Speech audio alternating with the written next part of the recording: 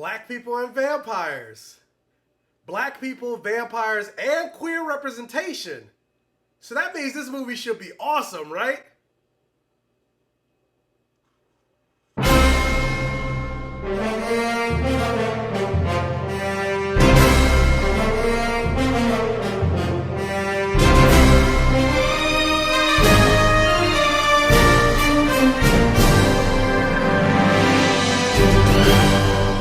Welcome to my safe haven. Thank you so much for joining me here for another review on the Black Gay Comic Geek channel. If this is your first time checking out my channel, welcome. Thank you so much for checking me out. My name is Michael, the Black Gay Comic Geek. I always say the things that I love to talk about on my channel are the things that I love in my fantasy: blood, sex, gore, and magic, or any variation of the four. So I love to talk about superheroes, comic books, fantasy, sci-fi, all of that, just whatever generally catches my eye. And I also talk about black representation and queer representation, or the lack thereof. So if that's something that you're interested in, hopefully you decide to subscribe and come back for more videos. And also, if you could do me a favor and hit that like button, it'll really help with the YouTube algorithm and everything like that. But if you are a veteran here on the Black Gay Comic Geek channel, you're the safe Gaveners, I still haven't come up with a name. You can also still do me a favor and hit that like button. It'll really help with the YouTube algorithm and everything like that. Guys, if you actually saw the review that I posted yesterday for Dune, I did actually see that on Wednesday. Today is now Friday. I did mention when I recorded that review that I am coming down with a cold. Well, today, the cold that I had when I recorded the review for Dune, it's worse. So that's why I have my lemon ginger tea right here.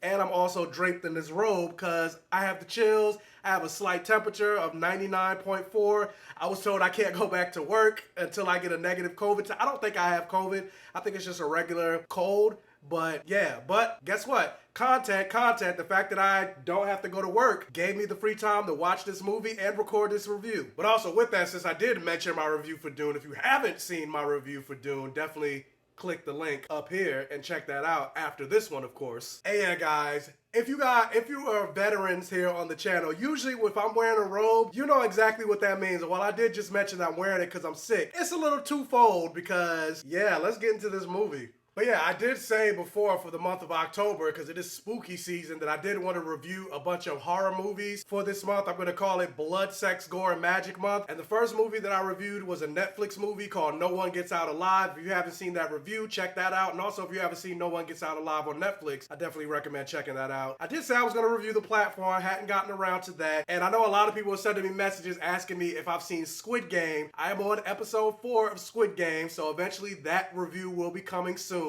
Halloween Kills just came out this weekend, so I'm definitely going to be checking that out probably next week. I'm gonna finally figure out a time to actually review the platform like I said I was going to do. And I also just noticed that Batman The Long Halloween parts 1 and 2 are finally on HBO Max. So I'm gonna check those out and review those because it is Halloween season. So yeah, that's the next few things that are going to be coming out. And then also, like, if you guys have other suggestions. Oh, and also the first episode of the Chucky series just dropped on USA Network, I think yesterday. So those are a few things that will be hopefully coming down the pipe. And if you guys have other suggestions and horror movies or whatever for me to review for Blood, Sex, Gore, and Magic Month, just let me know in the comment section below. But for this movie, Jason Blum released, I think, a slew of other horror movies on Amazon Prime, all Amazon Prime originals, which this one that I decided to watch because it had black people in it was called Black as Night. And Black as Night tells the tale of a teenage girl with self-esteem issues find confidence in the most unlikely way by spending her summer battling vampires that prey on New Orleans' disenfranchised with the help of her best friend, the boy she's always pined for, and a peculiar rich girl. And I looked up the writer for this movie. His name is Sherman Payne, and he's written a lot of television. He's written a lot of episodes of the CW show Legacies, which is a spinoff of like the Vampire Diaries and the originals. And the director for this movie, I think her name is Martite Lee Go.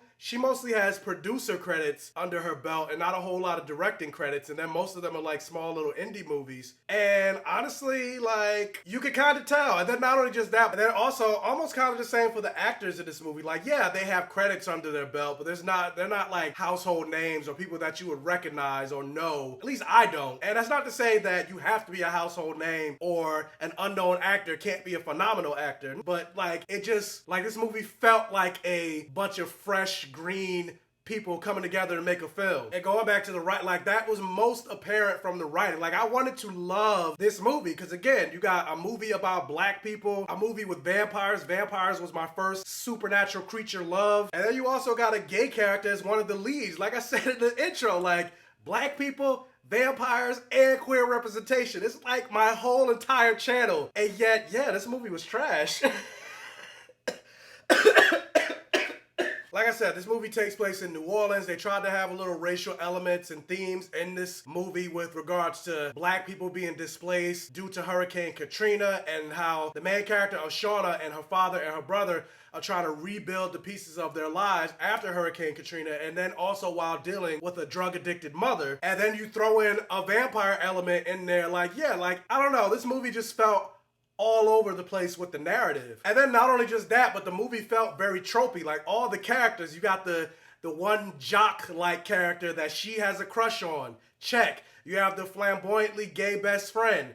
Check. You have the strong Buffy type of girl that's the reluctant hero. Check. You got the villain that you think is the main villain, but turns out, oh, what a twist. This is actually the main villain, which is obviously predictable from the beginning. Check. And then even though this movie had some blood, there had some gore, you saw people dying. Like, I don't know how you would describe this, but this has felt like the most bloodless, bloody movie I've ever seen. Like, again, that sounds like a weird way, because yeah, there was some blood. It just felt very like it didn't feel like these characters were going through any stakes. The fact that they're fighting vampires and they're regular teenagers, and yet it felt like they were pretty much all safe. And then I'm about to contradict myself because randomly out of nowhere, and this is the part that I hate, I'm gonna spoil this for a reason, because again, this movie was trash, but like, this is the part that upset me. I'm like, really? Because despite the characters for the most part being the most safe, the only character that dies at the end was the gay kid. I was like, so he's the one that dies at the end? Like, so it's almost a bury your gays trope that they